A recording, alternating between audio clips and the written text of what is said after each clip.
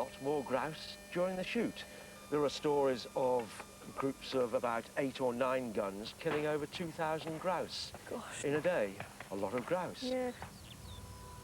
The scale of the ruins at Hiraethog suggests the scope of Hudson Early's ambition. He liked to boast that Hiraethog was the highest inhabited house in Wales. But was it? I've got an account here written by Lord Devonport's son recounting his memories of the area when they used to come here, and he says that during the 28 years we owned it and lived in it as a shooting box in the autumn, on 3 occasions we were able to see the Isle of Man, the Moor Mountains in Ulster, and once only the Mall of Galloway in Wigtownshire, about 100 miles distance. I mean, that's really impressive. I mean, perhaps only 3 times in 28 years, but... Still remarkable. It is, very much so. But as well as the views, the claim is also that this was the highest inhabited house in Wales. Now, we're over 1,600 feet, it's just under 500 metres high.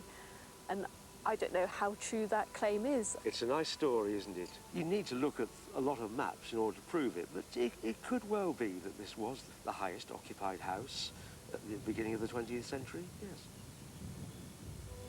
Louise has looked at the evidence and says it's almost certain that Gwilfa Hiraethog was indeed the highest house in Wales.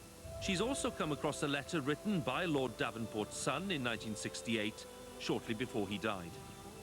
In 1925, my father decided to sell.